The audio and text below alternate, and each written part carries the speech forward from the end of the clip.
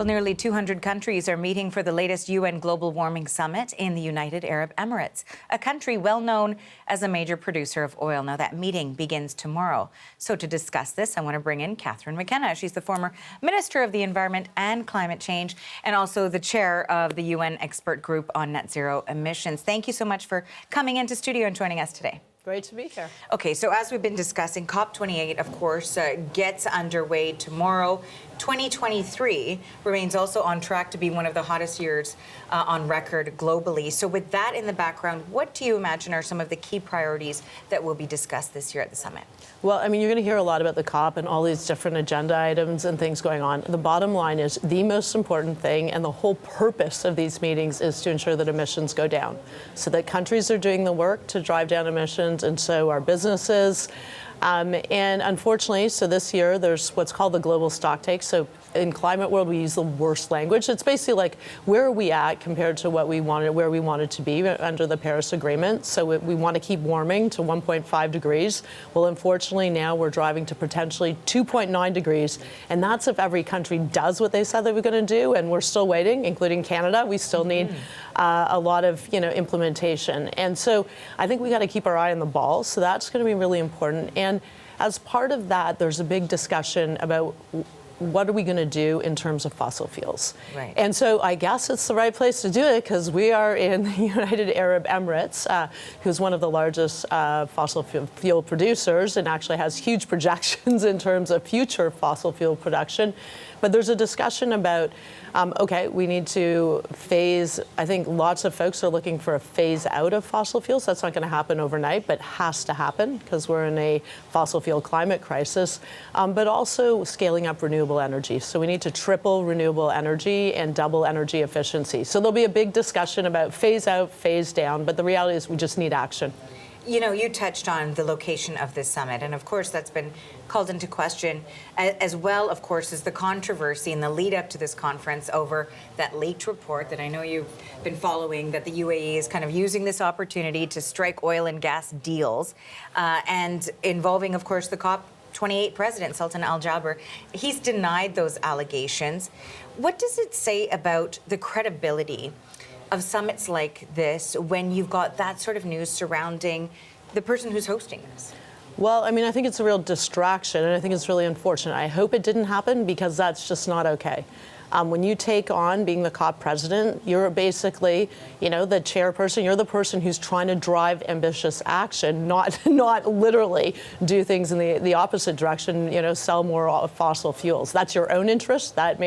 Maybe that's your own interest. I think he said that he's committed actually to, moving forward to a cleaner future in line with 1.5, but you can't be promoting your own interests. That's not a thing. So, I mean, I think, look, this is a test. Lots of folks have said, well, we need fossil fuel companies at the table. I kind of laugh because it seems like they're at all tables, and it is a fossil fuel climate crisis, but I think we're going to see. I think it's a test to see, will the United Arab Emirates be able to get a deal? Will they be able to get commitments that are required to hit 1.5? So phase out of fossil fuels, tripling of renewable energy. There's also a big discussion on money.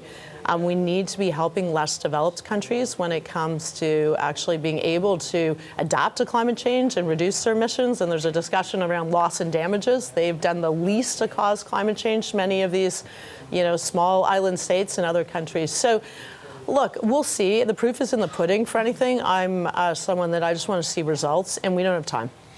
So precisely, of course, that is something that has come out of the Paris Agreement and all of these COP discussions and summits that have been happening annually. And I want to get to the point of the wealthier nations and those nations that have not contributed quite as much to the dilemma that we are in right now.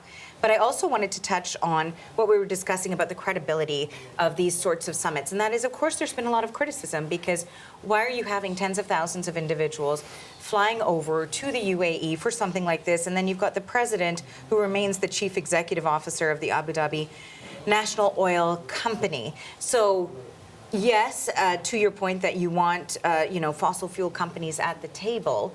But is there a conflict of interest there that will sort of dissuade people or give people less optimism about the efficacy of these sorts of summits and conferences and discussions. Sure. To be clear, I don't think fossil fuel companies should be at the table. I just said that's Part the of reality. The plan, yes. That's the reality we're in right now. And folks have said, well, if they're at the table, we're going to see action. There's been no proof of that. By the way, in Canada, we've seen fossil fuel companies making absolutely massive record profits over an illegal war, returning that money to their shareholders largely outside of Canada, while they demand subsidies from the federal government, while people are paying more for oil and gas caused by high oil prices. So, look, I think there is a question of credibility, and I think at the end of this COP, we're going to all have to take stock. Those of us who are engaged in these climate discussions and are committed to the goals of the Paris Agreement, like, what are we doing? Are we actually driving the action we need to see?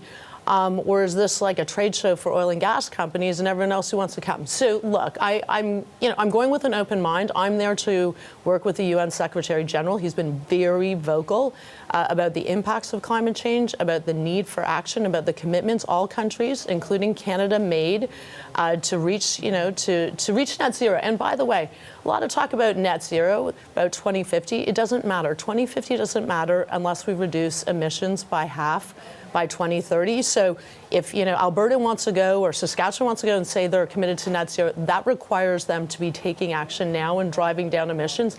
That requires oil and gas companies to be doing the same. So I think this is going to be a test.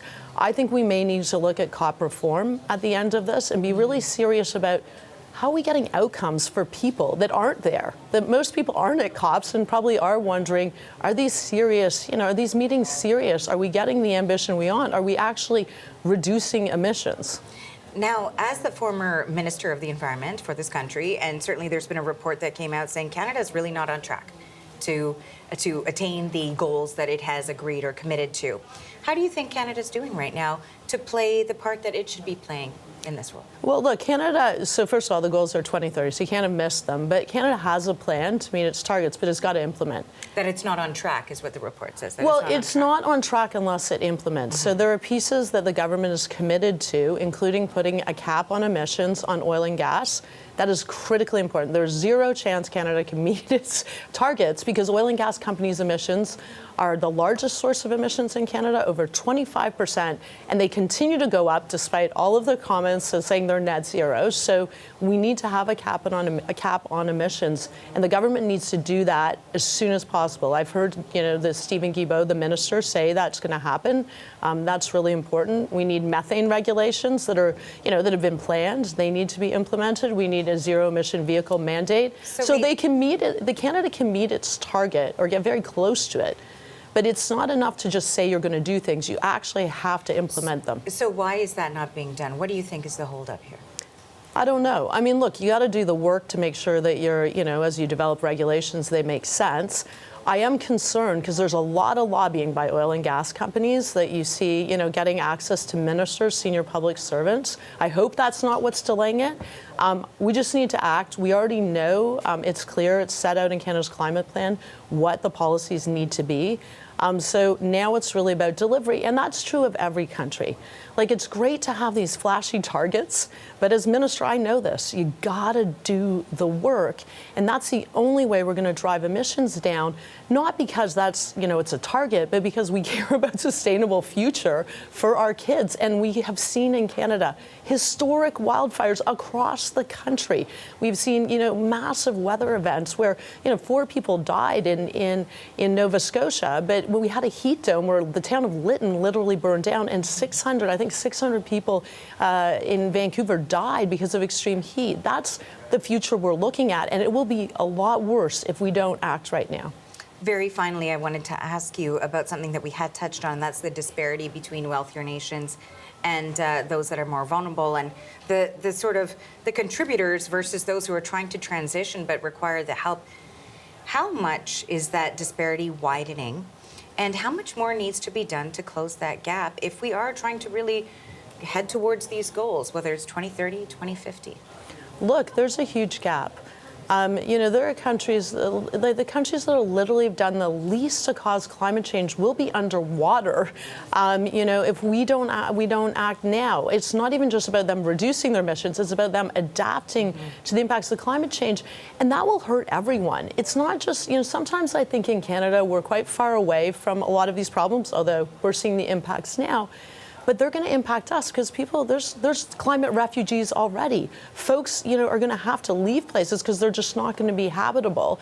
And it's an obligation on developed countries, especially countries like Canada, where we're a large exporter of fossil fuels. We've benefited greatly, but there's a real price, and the price is being paid in particular by the most vulnerable. We see that in Canada. Our Inuit, Indigenous peoples, often the most impacted.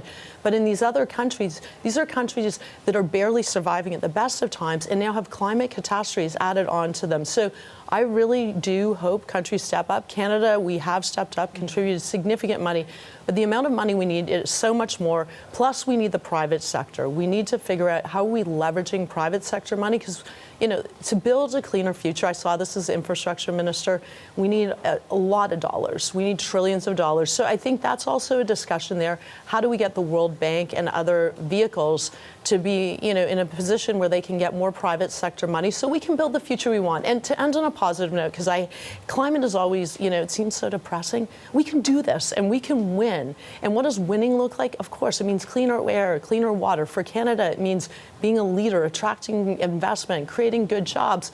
But in the end, I think all of us, we think about a sustainable future for future generations. And for me, it's for my kids. Okay, well, ending on a positive note, but of course, a lot to discuss. You're heading out to Dubai tonight for this as well. Thank you so much for your time, Minister. Thanks. That is Catherine McKenna, the former Minister of Environment and Climate Change and the chair of the UN Expert Group on Net Zero Emissions. Thank you. Thank you.